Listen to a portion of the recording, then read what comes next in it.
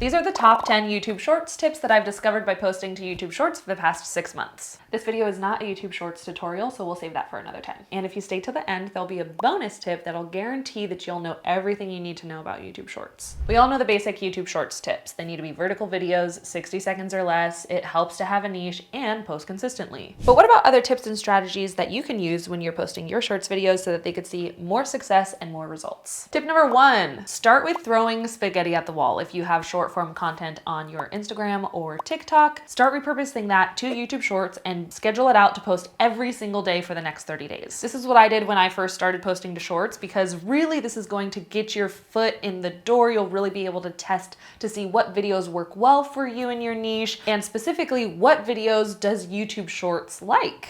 To remove watermarks from your TikTok videos, you're going to go to snaptik.app. And to remove watermarks from your Instagram Reels videos, you're gonna go to snapinsta.app. And then you could go back, study your analytics for those videos, test to see what was the drop-off point, which videos had the most watch time, and start to recreate the things that were working well. Tip number 2, when writing your YouTube Shorts title, the first 30 to 40 characters are the most important. Why is it the most important? Not because of an algorithm thing, but because of the viewer's perspective. On desktop, when scrolling through the homepage on YouTube, the viewer only sees about the first 30 characters of your YouTube title, versus on the mobile app, when the user is scrolling on their homepage, they will probably only see the first 40 characters of your title. So really the first 30 to 40 characters is going to help you capture your scroller's attention and get them to click through to your video. Tip number 3, put your call to action in the pinned comments of your video. So this is something that I learned the hard way. I'm somebody that I do have a few call to actions in my videos. If you don't know what a call to action is, it is basically when you tell somebody the next step for how to engage with you. You could say, double tap this video, comment below something that you want to see next, or comment any questions you have. You could also say, go to the link down below and download this freebie, take my free training. So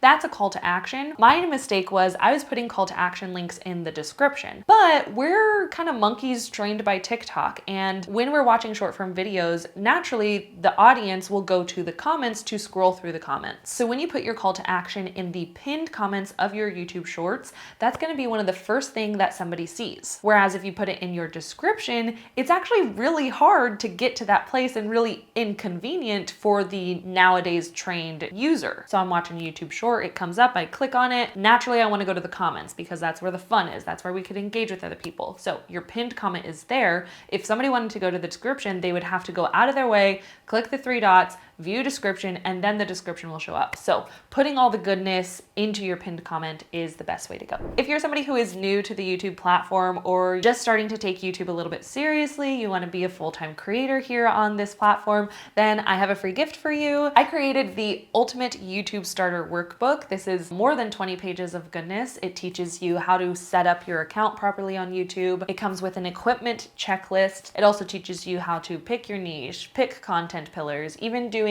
video topic research, and there's a whole section on SEO training, how to find keywords, and all the things that you definitely want to know when starting and growing a YouTube channel. So if that's something that sounds super helpful for you, be sure to download the free workbook down below. It is my Ultimate YouTube Starter Workbook. Yes, completely for free, and I'll be sure to put it in the pinned comment below. Tip number 4, something that worked really well for me when I threw my spaghetti at the wall was using emojis in my titles. So anytime I had an emoji that started the title, it was like a money tongue emoji, you know what I mean? Or like the mind-blowing emoji. Anytime I had an emoji at the beginning of my title, those videos had better click-through rates and better view times or watches than my other videos. So I thought that was something that was really interesting, was incorporating emojis to almost storytell along with the title. Of course, if it has nothing to do with your video and nothing to do with the title, then I wouldn't recommend doing this or overusing it. But because I had videos that were like 3 tips for making money as a content creator, I would start with the money sign. Or I had a video that was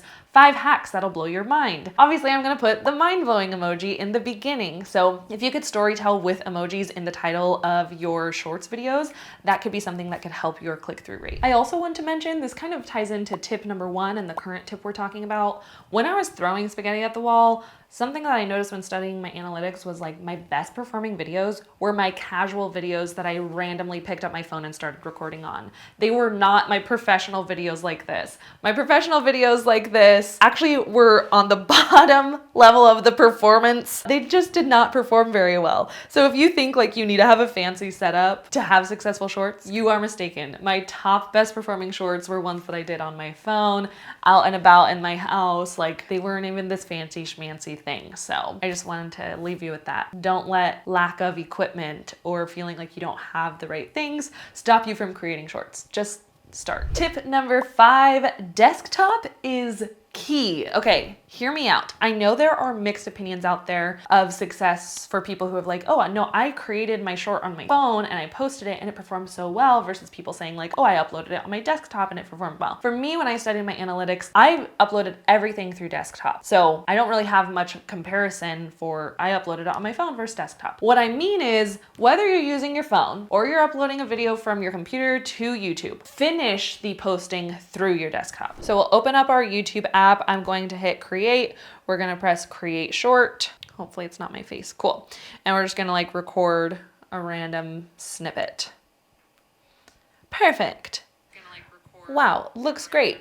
Next. So you can upload your shorts this way. You can start to do it all here, but instead of pressing upload short, press save draft, and then finish the posting on your desktop. On desktop, you have so many more capabilities and functions that you could do to put your short at an advantage. First things first, if you have a Chrome extension that's connected to TubeBuddy or vidIQ, your desktop is going to generate title recommendations based off of SEO and keywords. So you could really do a lot of keyword research, multitasking on your laptop, and then plugging those into your title. You have the full description option. You also can do tags. Another thing that people overlook is the category section, making sure you're selecting the proper category of your video. So for my educational videos where I'm like, here's 3 tips for making money, I categorize that as education.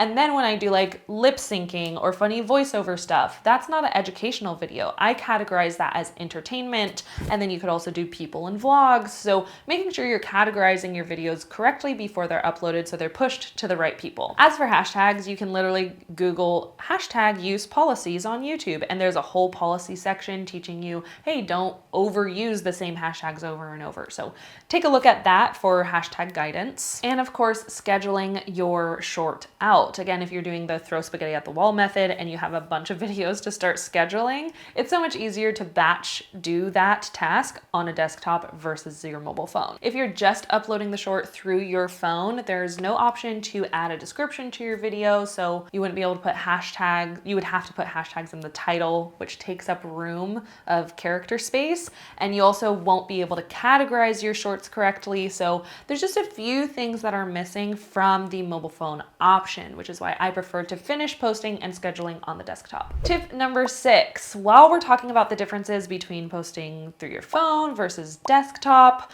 there's something that I do want to touch on. As of filming this video, which I don't think this is going to happen for forever, but as of filming this video, you can only select a thumbnail for your short via phone. I know, Millie, you just said desktop is the best, but I can't even choose a thumbnail for my short on desktop. Oh my gosh. It was not always this way. I used to be able to select thumbnails on desktop. They removed it and then they started bringing it back so that you have it on your phone. And rumor has it they'll roll it back out for desktop as well. So they tried it, they took it away, they're bringing it back. So I will say, if you are curious for how to choose a thumbnail, what you're going to do is when you go to post your shorts, you'll see on the top left, there's this little pen icon next to the video preview. You clicked that and then you'll be able to scroll through the video and choose what you want your thumbnail to be. So that's how you choose a thumbnail with your shorts videos. The reason I added choosing a thumbnail for your shorts as like tip number 6, as an exciting thing, a good thing, is because this gives you as a creator more of an opportunity to get someone to click your video, because there was a time where you couldn't choose a thumbnail for your shorts, and YouTube would auto-generate that for you. And for me, it would pick like the worst moment of my short that wasn't even clickbaity, wasn't even attention grabbing. And YouTube's reason for removing that feature was because in the Shorts tab on the YouTube app, people aren't seeing the thumbnails. They just scroll to the next video and video and video, just like on TikTok.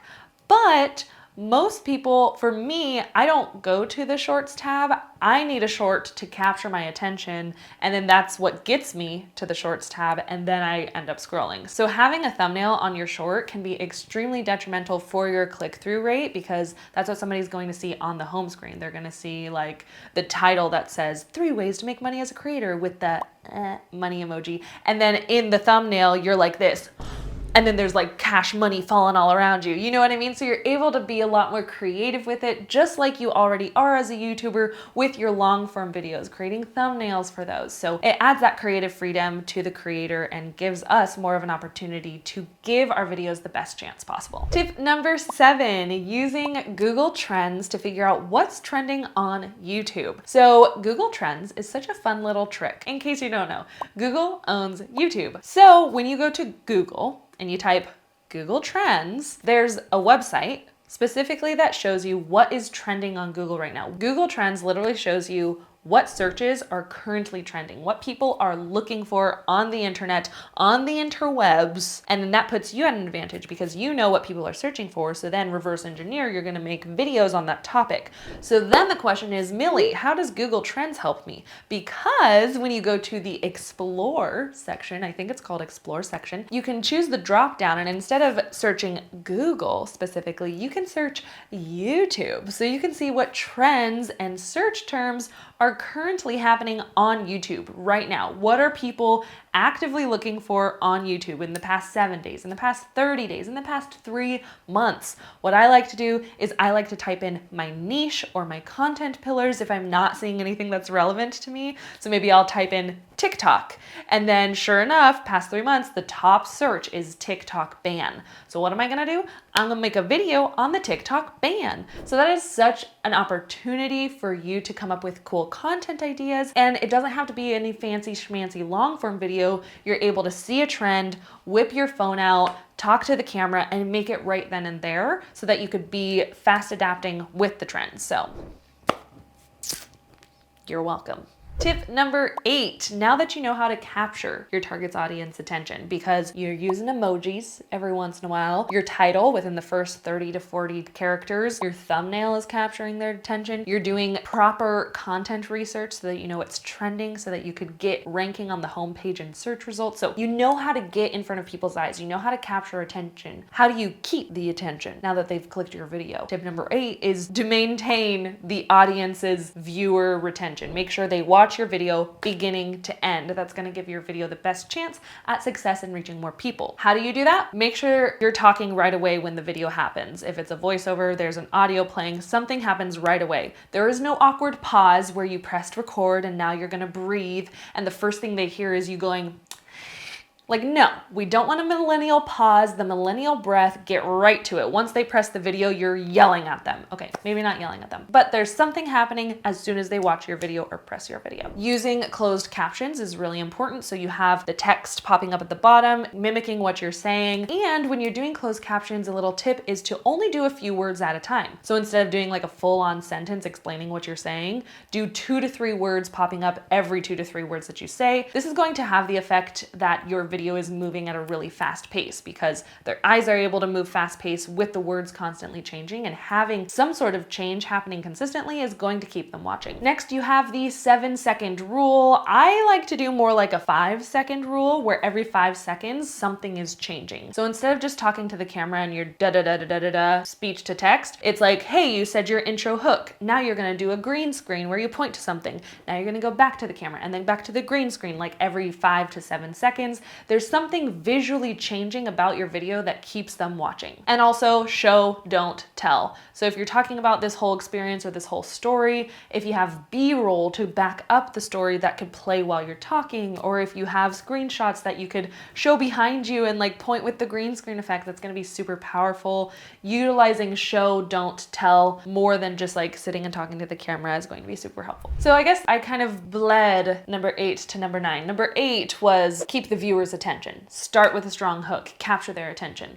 And then number 9 is make sure they watch all the way to the end. So the best way to do that, you can loop your videos. You can start with asking a question that you don't answer until like the last second or two of the video. That's not to like do a false promise, but an example of that would be like, maybe you're in the fashion niche and you hold up like a pair of skinny jeans and it's like, how do you style skinny jeans when they're out of fashion? So it starts with the question, how do you style skinny jeans when they're out of fashion? And you're holding the skinny jeans.